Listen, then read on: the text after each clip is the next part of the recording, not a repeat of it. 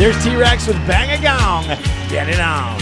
Hey folks, it's Ted Jessup, and pedaling for Parkinson's it's actually 2 weeks today from when I'm riding. Of course, it goes the 11th to the 13th, but I'm riding my 100K on the 13th, and I'm learning lots more about the disease and the research that goes into the disease as we go along. And I had a great pleasure to talk to Dr. Naomi Visanji earlier this week. She's a scientific associate with Toronto Western Hospital for Movement Disorder Center. Here's what she had to say. Naomi, could you tell me about the Toronto Western Hospital for Movement Disorder and their connection to Parkinson's?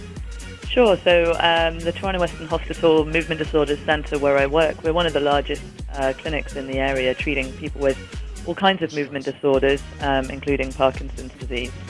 And our director is Dr. Anthony Lang. He's a world-renowned physician, clinician, and also researcher in Parkinson's. So it's a pretty inspiring place to work. And you also told me that as you're there, as a scientific associate, you've seen firsthand the strides in research within the realm of Parkinson's. Sure, yeah. I've been involved in Parkinson's research for about 15 years now, and I've gone from the sort of basic science aspects to now working in a clinic. And I've definitely seen some really good shifts in the field. I think it's a particularly exciting time for research in Parkinson's at the moment. One of the major goals that we have with some of the research we do in the clinic is trying to identify people with the disease as early as we possibly can. So one of the interesting things about Parkinson's is we know that it's actually, it starts long before, many years before people will experience some of the symptoms that we're all familiar with, so those sort of movement problems. And what this means is that we've got a huge window of opportunity if we can identify those people as early as possible. When there's a treatment available that can slow down the progression of the disease, we can try to get people on those treatments as early as possible, and maybe one day in the future we'll be able to slow it down to the point where people don't even develop those symptoms. So I guess it's sort of similar to cancer, I guess. Early detection is always the best. Yeah, for sure. I'm sure with many other diseases, Alzheimer's, all the other neurodegenerative diseases, the same thing. Early detection is key. And what's great with Parkinson's disease is we know we've got something like a 10-year phase. Oh, wow. Where if we can just find some clues as to who's at risk and identify those people early, then we've got a long time period with which to try to do that. Wow, so it's just one of those things. Don't be afraid to go to the doctor if you think something's wrong. Now, Naomi, you have a very personal connection to Parkinson's. I know you told me your mom has it.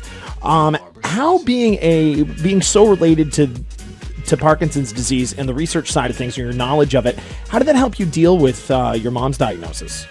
Yeah, it's a very good question, and it's something my mother and I talk about a lot. So she was diagnosed about 4 or 5 years ago now, and in the beginning stages, I know we found it very challenging that I had such a background knowledge in the illness, because she had questions that she wanted to ask, but it was also very hard sometimes for me to give her those answers, and but we've muddled our way through it, and we both feel actually it's actually in a strange way brought us even closer together, because I can really be kind of a shoulder to cry on for her, or an offer of support. We can talk about ideas and things that she can do to help, kinds of practical advice, and in a strange way now it's actually almost brought us closer together. That's something else. There were a lot of people I've talked to who have Parkinson's. They'll tell you the same thing. If they can talk to someone or find someone to relate to, it makes the ordeal so much easier. Absolutely. It's phenomenal. And one of the things that we're going to be doing with Pedaling for Parkinson's on the 11th to the 13th is bringing a lot of people affected with Parkinson's disease together. So it's the perfect outreach for that. And I understand you're going to be there riding with a team of scientists from the Toronto Western Hospital of Movement Disorders Center. How's your training going? It's going okay.